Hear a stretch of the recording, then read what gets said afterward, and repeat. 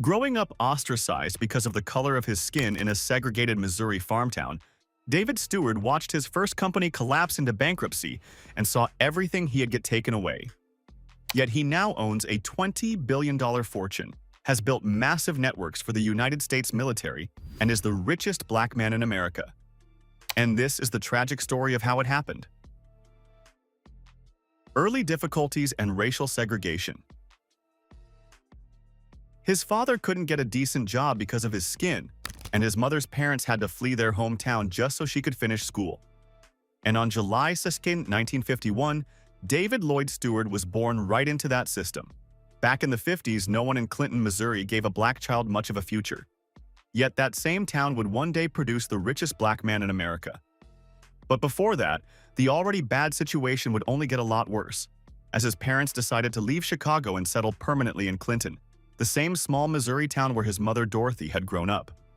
It wouldn't take long for the family to realize that the decision was a massive mistake, and they would learn that the hard way. There was a good reason Dorothy's own parents had left the town back when she was a teenager. For one, Clinton High did not allow black students to attend.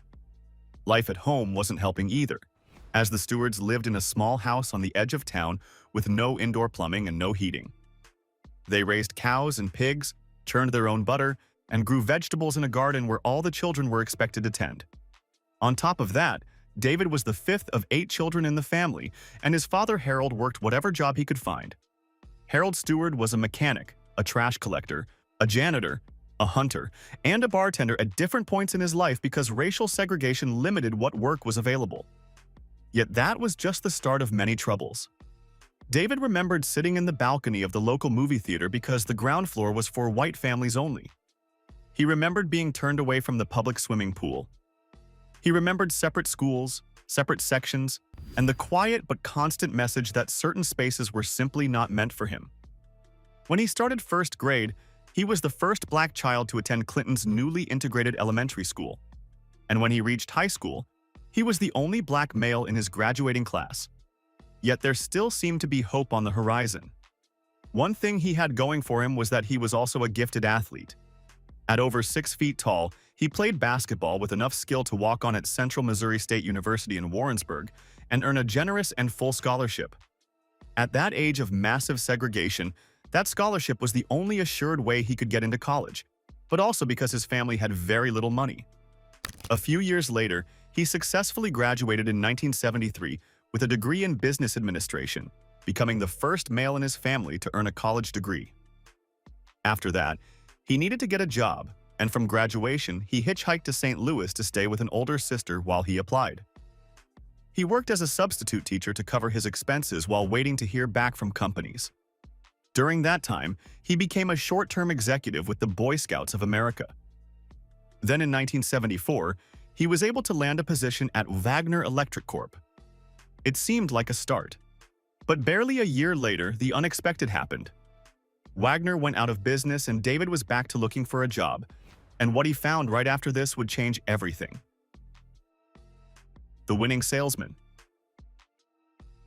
While most people leave a town like Clinton and spend years recovering, David Steward did not have that time. He needed money, and he needed it fast. So by 1976, David Steward accepted a marketing and sales position with the Missouri Pacific Railroad Company. David Steward had never worked in sales before. He had no industry contacts and no track record. On top of that, he was their first African-American salesperson. That alone made work twice as difficult, yet what he did with that role outclassed the best in that field. It turned out that another skill this man was great at was selling. Clients described him as patient, he was persistent, and he understood people in a way that most salespeople never learn. The experience gave him a window into how large companies moved freight, managed costs, and made decisions at scale.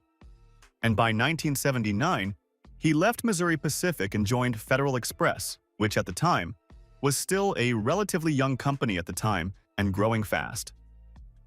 After showing what he was capable of with great success, David was hired as a senior account executive, and within a few years, he had been named Federal Express Salesperson of the Year and inducted into the company's Hall of Fame. He was not just good at this. He was one of the best in the entire organization. But there was a huge problem. something that a great salary and a plaque alone could not satisfy. Thanks to his everyday experience, he was watching how big companies operated, where they struggled, and where technology could change the way they worked. What his bosses didn't know was that he was filing it all away. And in 1984, he decided to stop working for other people. After quitting his job, he purchased a small consulting company called Transportation Business Specialists, a firm that helped companies examine their freight bills and recover lost money from overcharges. It was a modest business, far from glamorous by all metrics, but it belonged to him, and that was good enough for now. Then in 1987, something very interesting happened. While David was trying his best to keep his company afloat, Union Pacific Railroad gave him a call. They offered to hire his company to audit 3 years of freight bills for undercharges. The volume of data involved was almost impossible to handle by hand. This gig alone meant managing nearly $15 billion worth of rate information for a single client, and they'd have to pull it off in a short amount of time. This wasn't something a few hundred workers could pull off in an office building. David realized that to do it at any useful speed, his team would have to build a local area network to handle the data processing. And that was exactly what they did. And even with old tech from the 80s, what should have taken entire years was completed in a fraction of the time using the new type of system they had put together. After doing that, David took some time off from work to fully digest what had just happened. His company had just saved Union Pacific a lot of time and money, much more money than anything promised in the contract to his company. And he had done it by using technology in a new and smarter way. From now on, he would no longer run his team the old-fashioned way. Going forward, he would be in the business of using technology to solve problems that seemed too big or too complicated for traditional methods. So in 1990, David Steward changed the game entirely by founding Worldwide Technology. But major troubles and scandals would happen first. The debt and the losses. Starting a company is one thing, but keeping it alive when everything collapses at once is a much bigger issue to deal with. And in 1993, David Steward faced both problems on the same day. A few years before that, he started with $250,000 in capital, a 4,000-square-foot office, a handful of employees, and a co-founder and tech wizard named Jim Kavanaugh. The idea was to distribute computer hardware and software to large companies and government agencies. They would pull this off using what David had learned about logistics, technology, and networking. But he still had a lot to learn about the system. So the first years were beyond difficult. To keep the company going, David would go entire months without paying himself just so his employees could keep coming back. His own salary was often the first thing he cut when cash was tight, believing that the people who showed up and trusted him with their careers deserved to be protected, even when he was not protecting himself. But the financial situation reached a breaking point in 1993, marking a very painful moment. The company's debt had reached $3.5 million. The banks had cut them off and creditors were calling. Someone inside the organization had taken money that did not belong to them, and though the criminal had been found out, fired, and sued after the fact, the damage was already done. On one particular day that David has described as the darkest he can remember, the electricity went out in the office. He was now sitting in a building that had no power or clear path forward, and a debt he was not sure he could recover from. As if that wasn't bad enough, while he was inside the building, someone repossessed his car from the company parking lot. So to ensure his briefcase didn't get taken away as a guarantee to pay back the loan he was owing, David had to walk out, remove it from the back seat, and watch the car get taken away while his employees watched. He later described the experience candidly, saying he had to carry himself as if nothing had happened. Because he was the founder and the people inside that office were watching how he responded, what he did next would tell them everything about whether this company had a future. When he went back inside, he needed all the encouragement possible to keep going. And as he'd later write in his best-selling book on biblical business, he took a phone call from his mother-in-law, Dorothy Willis, who read him Psalms 91 over the phone and prayed with him. And with that as motivation, he kept going. That year became the pivot, but first, he started by closing his other two running businesses, Transportation Business Specialists and Transport Administrative Services, and focused everything on worldwide technology. David restructured the management and chased down every contract he could find. Painfully but surely, the numbers started to move, and by 1995, the company had retired its debt entirely. And after that came the contract that finally turned things around. The war contract that changed everything. It just so happened that the United States government needed computer workstations delivered to military troops stationed in Bosnia. Back then, no commercial software existed to track military equipment at the global scale and security level that the ongoing operation needed to work. Worldwide Technology built an internet-based program to handle it, and to the surprise of everyone in the White House during testing, the program worked, and it did flawlessly. Through that single contract, David Steward's small technology company walked through a door that very few companies of its size had ever opened. The federal government was now a client, and that meant was not just revenue for the company, but massive credibility for future work. So from 1995 onward, Worldwide Technology began growing at a pace that was difficult to explain from the outside. And in just 4 years, right before the turn of the millennium, it was generating hundreds of millions every year. The company spun off a telecommunications division and formed telcobuy.com as a separate business. By 2002, even as the broader technology industry suffered a significant recession that wiped out companies far larger and better known than WWT, the company remained standing. Yet that was just the tip of the iceberg. In 2003, combined revenues across Worldwide Technology's businesses crossed $1 billion for the first time. David Steward was now running a billion-dollar company. He was also a black man from Clinton, Missouri, who had grown up on a farm without running water, who had once watched his car get taken away in front of his employees, and who had been the only black male in his high school graduating class. But he was not finished yet. The company that most people still had not heard of continued growing year after year in ways that defied expectations. By 2007, Worldwide Technology was reporting revenues of $3.3 billion. By 2016, that number was approaching $9.3 billion. By 2018, it had crossed $11 billion. Through all of it, the company remained privately held, and David Steward never took it public. He did not need Wall Street, and he did not want the quarterly pressure that came with being publicly traded. He wanted to build something on his own terms, and he did gracefully. There are names from Silicon Valley that get written about every single week, just as there are tech founders who appear on magazine covers and give speeches at conferences watched by millions. David Steward was not one of them. He was in St. Louis, running a company that quietly became the technology backbone for more than 80 of the Fortune 100 companies in America. When those companies needed to overhaul their networks, migrate to the cloud, secure their systems against cyber attack, or roll out new digital infrastructure across thousands of locations simultaneously, they called Worldwide Technology. His partnerships included Cisco, Apple, and Verizon. His client list included some of the largest corporations and government agencies in the world. And his company did all of this without becoming a household name, which was not an accident. David Steward built WWT to serve, not to perform. Meanwhile, the person who built it was becoming a billionaire. And by 2022, Forbes estimated his net worth at $6 billion.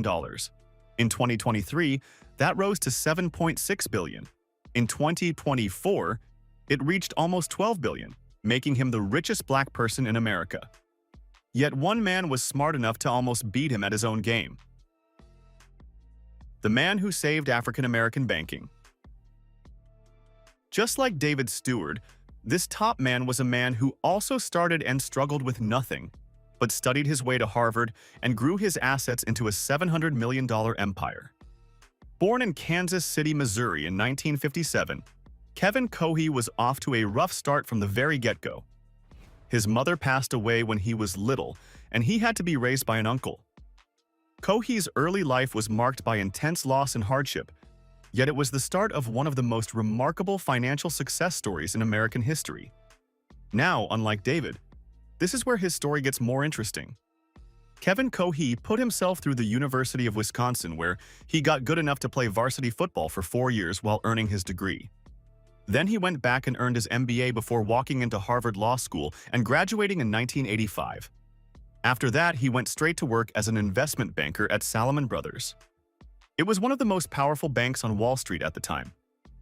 2 years later, he bought a company called Military Professional Services. This firm was responsible for marketing Visa and MasterCard services to soldiers through a leveraged buyout. As the business grew, its total net revenue grew by over $40 million and over 20,000 customers from the military. But this was just the beginning. He wasn't chasing Wall Street money, but something bigger.